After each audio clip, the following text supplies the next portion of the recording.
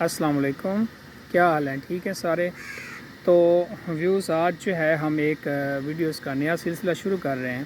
مختلف اینیملز کے بارے میں انفارمیشن، مختلف برڈز کے بارے میں انفارمیشن، مختلف جو ہے وہ ہمارے ریپٹائلز ہیں، یعنی عام طور پر ہم روزمرہ زندگی میں ان جانداروں کو دیکھتے تو ہیں، ان برڈز کو دیکھتے تو ہیں، لیکن ہمیں ان کے بارے میں پتہ نہیں ہے کہ ان کا ہمارے ایکو سسٹم کے اندر، ہمارے ماحول کے اندر کیا کردار ہے۔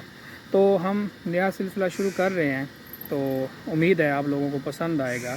تو آج جو ہمارا سب سے پہلا جاندار ہے وہ ہے برڈ۔ چھوٹا سا برڈ ہے، ہم نے دیکھا ہوا ہے، عام روزمرہ زندگی میں ہم اس کو روز دیکھتے ہیں۔ پیارا سا ہے، چھوٹا سا ہے، یعنی کہ اسپیرو، چڑیا۔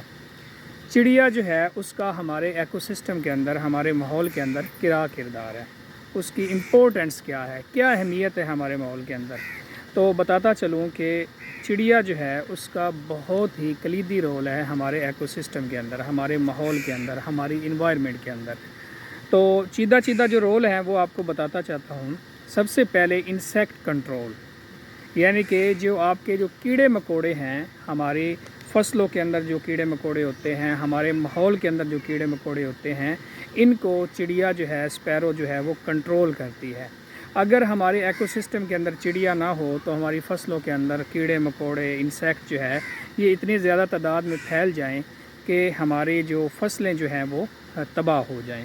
اس کی مثال یوں دے دیتے ہیں کہ میں پچھلے دنوں پڑھ رہا تھا کہ چائنا کے اندر انہوں نے سوچا کہ یہ چڑیا جو ہے وہ ہمارے ماحول کے اندر بہت نقصان دہ چیز ہے، تو انہوں نے کیا کیا، کسی کیمیکل کے ذریعے اس چڑیا کو پورے اپنے ایکو سسٹم کے اندر سے ختم کر دیا۔ اور کچھ ہی عرصے بعد ایسا ہوا کہ ان کی جو گندم ہے، ان کی جو رائس ہے، ان کی جو مختلف فصلیں ہیں، وہ ان کے اندر اتنے کیڑے پیدا ہو گئے کہ وہ کوئی بھی پیسٹ کنٹرول، کوئی بھی کیمیکل جو ہے وہ کام نہ آیا۔ پھر انہوں نے دوبارہ جو ہے وہ اسپیرو جو ہے دوسرے ممالک سے ایکسپورٹ کی، اور پھر اپنے ایکو سسٹم کے اندر آہستہ آہستہ وہ پھیلی، اور اس سے ان کا پیسٹ جو ہے وہ کنٹرول ہوا۔ تو سب سے بڑا فائدہ جو ہے وہ ہے پیسٹ کنٹرول۔ انسیکٹ جو ہے، یعنی کہ مختلف کیمیکلز کی بجائے یہ جو ہماری اسپیروز ہیں، ہماری جو چڑیا جو ہیں، یہ ہماری فصلوں کے اندر سے کیڑے مکوڑے جو وہ کھا جاتی ہیں۔ دوسرا سب سے جو بڑا فائدہ ہے وہ ہے مختلف جاندار جو ہیں، مختلف ہمارے میملز جو ہیں، مختلف ہمارے جو بڑے بڑے برڈز ہیں، ان کا شکار، ان کے لیے جو ہے وہ فوڈ مہیا کرنا۔ چڑیا جو ہے وہ بڑے بڑے برڈز جو ہیں اور کچھ میملز بھی ہیں، ان کی فوڈ کا بہت بڑا جو ہے وہ حصہ ہے جو چڑیا ہے۔ بہت زیادہ جو برڈز ہیں، جو بڑے بڑے، خاص کر کے شاہین وغیرہ ہو گیا، جو بڑے ہیں برڈز ہیں، ان کی خوراک کا بہت بڑا حصہ چڑیا سے جو ہے وہ پورا ہوتا ہے۔ تیسرا بڑا جو فائدہ ہے وہ ہے پولینیشن۔ جس طرح کیڑے مکوڑے عام طور پر، شہد کی مکھی جو ہے یہ مختلف پودوں کی پولینیشن کرواتی ہے، یعنی کہ کراس یوں سمجھ لیں کہ فیمیل اور میل کا جو انٹر بریڈ کرواتے ہیں عام طور پر، تو چڑیا کا بھی بہت بڑا رول ہے پولینیشن میں، یعنی کہ مختلف پودوں کی جو بریڈنگ ہے اس میں اس کا بہت اہم کردار ہے۔ اس کے بعد جو آتا ہے سب سے بڑا اور اہم کردار، وہ ہے سیڈ ڈسپرسل، یعنی کہ ہمارے بیج جو ہیں مختلف پودوں کے، مختلف درختوں کے، جو بڑے بڑے درخت ہیں ان کے بیج جو ہیں ان کا پھیلاؤ۔ ہوتا کیا ہے کہ چڑیا جو ہے وہ عام طور پر درختوں کے بیج وغیرہ بھی کھاتی ہے، تو کھانے کے بعد یہ ایک علاقے سے جب کھاتی ہے تو ٹریول کر کے دوسرے علاقے میں چلی جاتی ہے، اور وہاں پہ جب اس کی ڈراپنگ ہوتی ہے تو وہاں پہ چونکہ سیڈ عام طور پر یہ ڈائجسٹ نہیں کر پاتی، اور یہ پورے کے پورے سیڈ جو ہے وہ ڈراپ کر دیتی ہے، اور نئی جگہ پہ وہ جو درخت ہیں وہ اگنا شروع ہو جاتے ہیں۔